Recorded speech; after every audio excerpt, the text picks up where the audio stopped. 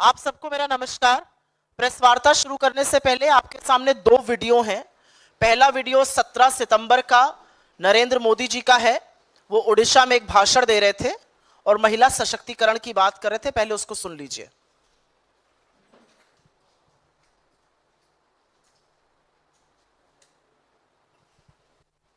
महिलाओं की उन्नति, महिलाओं का बढ़ता सामर्थ्य, ये ओडिशा के विकास का मूल मंत्र होने वाला है। और अब आपके सामने मैं एक दूसरा वीडियो प्ले करूंगी और ये प्ले करते हुए मुझे दुख है, तकलीफ है। इस देश की एक बेटी, ओडिशा की बेटी, जो स्वावलंबी बनना चाह रही है, जो अपना एक छोटा सा रेस्टोरेंट चलाती है, उसके साथ एक हादसा हुआ। हादसे से ज्यादा भयावह वो था जो उसके साथ ओडिशा के पुलिस स्टेशन में हुआ। वो वीडियो चलाने से पहले आपको याद दिला दूं, ये बेटी इंडियन आर्मी के एक ऑफिसर की मंगेतर है, एक इंडियन आर्मी के ऑफिसर की बेटी है और खुद एक लॉयर है। जरूर सुनिए उसने कैसे अपनी व्यथा ओडिशा के अंदर एक पुलिस स्टेशन में बयां करी है। पकड़ के जोर से खींच के मुझे मारना पीटना शुरू कर दिया। मैंने उनको रिक्वेस्ट करते रही, प्लीज स्टॉप, मत कीजिए, ऐसा मत कीजिए। फिर वो पुलिस स्टेशन के कॉरिडोर से मुझे घसीटते हुए ले जा रहे थे और उस टाइम पे मैं जितना जो उनको फाइट दे पाई, जहाँ उनके हाथ दिखे, एंकल्स दिखे, मैं फाइट बैक करने की कोशिश कर रही थी। उनके बीच में एक लेडी कांस्टेबल ने मेरा गला पकड़ के दबाने की कोशिश की तो मैंने उनका हाथ काटा है। उसके बाद उन्होंने मेरे ही जैकेट से मुझे मेरे पीछे हाथ बांधे और एक लेडी कांस्टेबल के स्टाफ से मेरे पैर बांध के मुझे रूम में डाल दिया। थोड़ी देर में एक मेल ऑफिसर आके मेरा ब्रा उतार के मेरे ब्रेस्ट पे किक मारना शुरू किया। अराउंड 6 o'clock जो स्टेशन के IIC है वो आए और उन्होंने मेरा पैंट लोअर किया, अपना पैंट लोअर किया और अपना पीनस निकाल के मुझे बोला कि कितने बार तुम लेना चाहोगे कि तुम चुप रहोगे, क्योंकि मैं बहुत ज्यादा चिल्ला रही थी हेल्प के लिए, बहुत ज्यादा चिल्ला रही थी हेल्प के लिए। Please please please.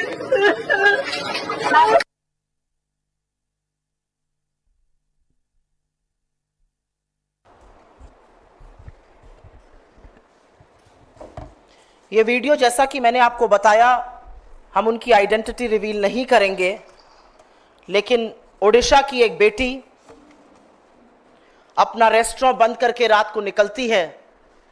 कुछ लड़के उसके साथ ईव टीजिंग की बात करते हैं। रोड रेज का मामले की कंप्लेन लेकर वो और उसका मंगेतर, जो इंडियन आर्मी में ऑफिसर है, वो पुलिस स्टेशन पहुंचते हैं। उस महिला की ना सिर्फ वहां पर पिटाई की जाती है, बल्कि जो उसने अपना दर्द और त्रासदी पुलिस स्टेशन की बयां करी, वो मैं आपकी जानकारी के लिए सिर शर्म से झुकाकर रिपीट कर देती हूं, क्योंकि इस देश को सुनना चाहिए कि इस देश की बेटियों के साथ पुलिस स्टेशन के अंदर क्या हो रहा है। विभत्स है जो उन्होंने बताया है। उन्होंने कहा कि उनको पुलिस स्टेशन में हाथ पैर उनके बांध दिए गए। एक महिला पुलिसकर्मी ने यह किया और उसके बाद एक पुरुषकर्मी आता है और वो आकर उनके अंडरगारमेंट्स को निकाल देता है, उनकी छाती, उनके ब्रेस्ट पर किक करता है। और यही नहीं, अपनी खुद के प्राइवेट पार्ट्स को दिखाकर उसने जो शब्द कहे वो मैं नहीं कह सकती हूं यहां पर। यह ओडिशा में हो रहा है, उस ओडिशा में जहां आज भाजपा की सरकार के 100 दिन पूरे हुए हैं। नरेंद्र मोदी 17 तारीख को ओडिशा जाकर महिला सशक्तिकरण की, महिला सुरक्षा की बातें करते हैं और उसी के कुछ घंटों में पता चलता है कि ओडिशा की इस बेटी के साथ पुलिस स्टेशन में दरिंदगी की गई। दरिंदे सिर्फ सड़कों पर नहीं, बीजेपी की सरकार में पुलिस स्टेशन के अंदर भी हैं। और यह कोई अबला नारी नहीं थी, यह एक लॉयर है, यह भारतीय सेना के अधिकारी की मंगेतर है। वो भारतीय सेना का अधिकारी जो सिख रेजिमेंट का मेजर है, मैं उनका नाम यहां नहीं बोल रही हूं। सिख रेजिमेंट के एक मेजर की मंगेतर के साथ देश अपना ऋण इस तरह से चुका रहा है। ये वो इंडियन आर्मी ऑफिसर्स होते हैं जो रेगिस्तान की तपती गर्मी और सियाचिन की हाड़ कांपती ठंड में इस देश की सरहद की सुरक्षा करते हैं। और एक कृतज्ञ राष्ट्र उनको इस तरह से इस चीज का इनाम दे रहा है। वो लड़की चिल्लाती रही, मेरी मदद करो, मेरी मदद करो, और उसके बाद भी उसकी मदद करने के लिए कोई आगे नहीं आया। और यह असलियत है कि लड़की का असली यौन शोषण ओडिशा के एक पुलिस स्टेशन में उस सरकार के पुलिसकर्मियों द्वारा हुआ जो आज अपने 100 दिन मना रही है। ऐसा क्यों है कि जहां जहां भारतीय जनता पार्टी की सरकार बनती है, तथाकथित डबल इंजन की सरकार, वहां पर रक्षक भक्षक बन जाता है? ऐसा क्यों है कि भाजपा शासित हर राज्य में विक्टिम शेमिंग का मामला सामने आता है? पहले पीड़िता के चरित्र पर सवाल उठाए जाते थे, अब पीड़िता का यौन शोषण पुलिस स्टेशन के अंदर पुलिस के दरिंदे कर रहे हैं। ये क्यों होता है भारतीय जनता पार्टी शासित राज्यों में? और एक बात तो सच है, नरेंद्र मोदी दौड़ दौड़ कर इधर उधर प्रचार करेंगे, एक शब्द इस पर नहीं बोलेंगे। उनकी महिला मंत्री इस पर एक शब्द नहीं बोलेंगी। इस देश की महिला बाल विकास मंत्री कौन है? अगर मैं आप में से 10 लोगों से पूछूं तो एक व्यक्ति शायद इसका जवाब दे पाएगा। महिला सांसद इस पर नहीं बोलेंगी। हो क्या रहा है इस देश में?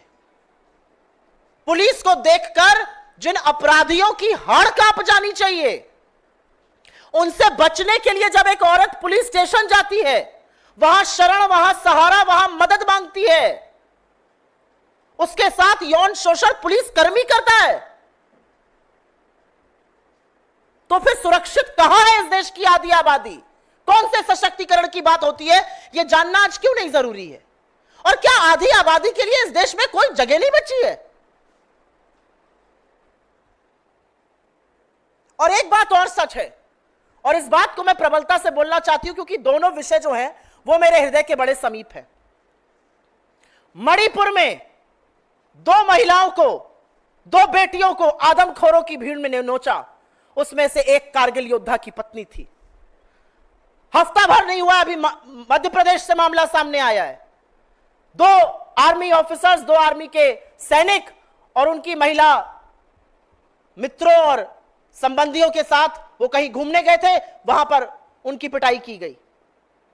एक ये कृतज्ञ राष्ट्र है जो व्यक्ति ये सोचकर सरहद पे जाता है कि या तो मैं वापस आऊंगा या तिरंगे में लिपटा हुआ मेरा शरीर वापस आएगा, उसका हम ये बदला दे रहे हैं। और सब चुप रहेंगे, सुई टपक सन्नाटा रहेगा, इस पर कोई आक्रोश नहीं होगा, इस पर कोई प्रदर्शन नहीं होगा, इस पर कुछ नहीं बोला जाएगा। आपने बंगाल पर आवाज उठाई, सही किया, हमने भी बंगाल में प्रदर्शन किया। अब उठाइए इस पर आवाज, पूछिए कि ऐसा कैसे हो सकता था। पूछिए कि सरकार के बनते ही ऐसा दुष्कर्म पुलिस स्टेशन के अंदर बेटी के साथ कैसे हुआ। आप बदलापुर पर नहीं बोलेंगे, आप बिहार पर नहीं बोलेंगे, आप उत्तराखंड पर नहीं बोलेंगे, आप उत्तर प्रदेश पर नहीं बोलेंगे। आप सिर्फ और सिर्फ गंदी राजनीति महिलाओं के साथ दुष्कर्म होने पर करते हैं। हाथ जोड़कर नरेंद्र मोदी को इस देश की महिलाओं से माफी मांगनी चाहिए। आपके वहां से आए हुए 72 घंटे नहीं हुए हैं और इस देश के सामने इस दरिंदगी का इतना बड़ा वाकया सामने आया है। हमारी इस मंच से मांग है, महिलाओं की सुरक्षा को प्राथमिकता बनाई जाए। हमारी इस मंच से मांग है, नरेंद्र मोदी अपनी चुप्पी तोड़े और महिला बाल विकास आयोग भाजपा का फ्रंटल बनने के बजाय इसका स्वतः संज्ञान ले। यह ह्यूमन राइट्स कमीशन का मामला है, यह मानव अधिकार का मामला है। अपराधी से बचकर हम पुलिस स्टेशन इसलिए जाते हैं क्योंकि हमें सहायता मिलेगी, हमें सुरक्षा मिलेगी। और आज इस देश की आधी आबादी को नोचा पुलिस स्टेशन के अंदर जा रहा है। 100 दिन की सरकार आप आज मना रहे हैं उड़ीसा में, इसका जिम्मेदार कौन है? किसकी जवाबदेही है? 2-4 पुलिस अफसरों के तबादले से चुप रह जाएगा यह देश? आपके सवालों का अगर इस मुद्दे पर हो तो स्वागत है। एक लड़की जो कि रेप पीड़िता है, अपने भाई और मां के साथ जा रही थी। एक आदमी आता है जो आरोपी है, जेल से छूटकर गोली से मारकर उसकी हत्या कर देता है। इस कानून व्यवस्था का आप ब्यौरा दे रहे थे। इस कानून व्यवस्था को आप नजीर मान के उत्तर प्रदेश का मॉडल चलाना चाहते हैं। यह असलियत है। कहां है बेटियां सेफ? इस देश की बेटियां कहां सेफ है? पहले उस लड़की का रेप हुआ, आरोपी को सजा हुई, सजा से निकलते ही जब वो जेल से बाहर आया, उसने उस लड़की को मौत के घाट उतार दिया दिन दहाड़े। क्या कर रही थी योगी जी की पुलिस? क्या कहेंगे भाजपा के लोग? इस जंगल राज, भाजपा का जंगल राज उत्तर प्रदेश से लेकर उड़ीसा तक साफ दिख रहा है। बीजेपी ना देखना चाहे वो उनकी चॉइस है, लेकिन उसका जो भुगतान है, उसकी जो कीमत है, वो इस देश की आधी आबादी, इस देश की बेटियां चुका रही हैं। मैम, पिछले महीने प्रधानमंत्री महाराष्ट्र के जलगांव गए थे, वहां पर उन्होंने कहा कि महिलाएं पहले अपने खिलाफ हुए अपराध के लिए थाने जाने से डरती थी। हमने सख्त कानून बनाए हैं, हम बीएनएस लेके जाएं, महिलाएं अब थाने जाएं, खुलकर शिकायत लिखाएं। अब महिलाएं अगर थाने जाती हैं, ऐसी घटनाएं होती, फिर महिलाएं कहां जाएंगी? महिला मुझे नहीं पता कहां जाएंगी। मैं तो एक महिला होने के नाते आपके सामने खड़े होकर बेबस होकर आज ये कह रही हूं, मुझे नहीं पता कि अगर महिला के खिलाफ अपराध हो तो महिला कहां जाए, क्योंकि बीजेपी राज्यों में तो जब वो पुलिस स्टेशन जा रही है तो उसके साथ ये हो रहा है। मुझे नहीं पता महिलाओं को कहां जाना चाहिए। बीजेपी को हमें बताना पड़ेगा कि अगर हमारे साथ अपराध हो जाए तो हम कहां जाएं। अगर नाबालिग बेटियों के साथ अपराध होता है तो तब तक एफआईआर नहीं लिखी जाती है जब तक 500 लोग सड़क पे आके आंदोलन नहीं करते हैं। मुझे नहीं पता, ये तो बीजेपी बताएगी। मैं व्यथित हूं, मैं परेशान हूं, मैं खुद बेबस आज महसूस करती हूं, क्योंकि कहां जाएंगी लड़कियां? आपके साथ कुछ गलत होता है, आप इस उम्मीद से पुलिस स्टेशन जाते हैं रात को, दिन में, किसी भी वक्त कि यहां जाकर मैं सेफ हो जाऊंगी। और बर्बरता और जघन्य जो विभत्स वाक्य है वो आपके साथ पुलिस स्टेशन में हो रहा है। तो कहां जाए बेटियां? ये सवाल आप लोगों को उठाना चाहिए ना, पूछना चाहिए नरेंद्र मोदी से, कहां जाए इस देश की बेटियां? आपने कौन से कानून बना दिए और उन कानूनों का किसको फायदा हो रहा है?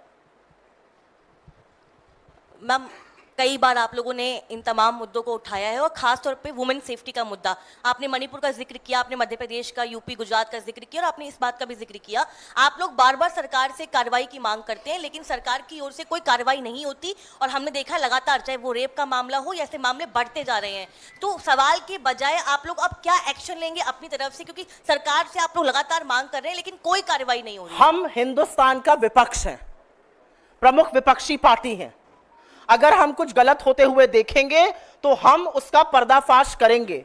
हम आम जनता के सवाल, उनकी समस्या, उनकी व्यथा उठाएंगे, और यह हमारा काम है। जब सरकारें सत्ता में बैठकर देखना और सुनना बंद कर देती हैं तो उन सोती सरकारों को जगाना विपक्ष का काम होता है। तो हम आज नहीं, हम कल भी अगर कुछ ऐसा होगा तो उस घटना को उठाएंगे। सरकार में तो हम हैं नहीं कि हम प्रशासन चलाने लगे। हम तो सोती हुई सरकार को जगा सकते हैं, बेटियों को सुरक्षित रखने की मांग कर सकते हैं, लेकिन बेटियां जाग रही है ना इस देश की। 400 पार नारे वाले ऐसे थोड़ी 240 पे आ गए, ऐसे थोड़ी हरियाणा से लेकर जम्मू कश्मीर, झारखंड और महाराष्ट्र सब हारेंगे, क्योंकि आधी आबादी देख रही है उनके साथ क्या हो रहा है। महिला आयोग इस देश का महिला आयोग नहीं है। महिला आयोग इस देश की महिलाओं के लिए नहीं है। महिला आयोग बीजेपी का फ्रंटल है। महिला आयोग में बीजेपी के कार्यकारी में जो महिलाएं होती हैं वो भरी जाती हैं, महिला कार्यकर्ता, और उनसे बीजेपी का चरण वंदन कराया जाता है। उनको महिलाओं के खिलाफ अपराध जरूर विपक्ष शासित राज्यों में दिखता है, लेकिन वो बिल्कुल मुंह सी लेती हैं जब उनको भाजपा शासित राज्यों में महिला अपराध की बात करनी होती है। उसका ना संज्ञान लिया जाएगा, ना कोई कार्रवाई की जाएगी, ना हवाई जहाज से, ना ट्रेन से, ना बस से वहां जाया जाएगा। महिला आयोग से मुझे रत्ती भर भी उम्मीद नहीं है, क्योंकि महिला आयोग बीजेपी का संगठन है, वो महिला मोर्चा का एक सब संगठन बन चुका है। मेरा अपना मानना है, सबसे पहले आप ये माननीय तो कि औरतों का, आधी आबादी का कोई सुरक्षा नहीं है इस देश में। चाहे वो अंगूठा छाप एक लेबर हो, खेतों में काम करने वाली, एक डॉक्टर हो, 9 से 5 ऑफिस में काम करने वाली महिला हो, या फिर वो बेटी हो उड़ीसा की जिसके साथ ऐसा हुआ। कौन सेफ है? हमारी पहली डिमांड है, प्रधानमंत्री को इस देश से माफी मांगनी चाहिए, अपनी चुप्पी तोड़नी चाहिए, और संरक्षण जब आप ऐसे लोगों को दीजिएगा तब ऐसे कांड होंगे। असलियत यह है कि इन लोगों का हौसला और इन लोगों का खौफ इसलिए नहीं जाता, इन लोगों का हौसला इसलिए बढ़ता है क्योंकि इनको पता है ये कोई भी दरिंदगी कर दे, इनको बीजेपी का संरक्षण मिलता रहेगा। वो संरक्षण कुलदीप सिंह सेंगर को मिला, वो आईआईटी बीएचयू के दरिंदों को मिला, वो ब्रजभूषण को मिला, वो रामदुलार गोंड को मिला, वो तमाम उन नेताओं को, कर्नाटक का एमएलए जिसके खिलाफ एफआईआर हुई, जो 2 साल तक एक महिला का रेप करता रहा, उन सबको बीजेपी का संरक्षण मिलता है क्योंकि नरेंद्र मोदी प्रज्वल रेवन्ना के लिए वोट मांगेंगे, वो ब्रजभूषण की चिरौरी करेंगे और महिलाओं के लिए नहीं खड़े होंगे। यह असलियत है।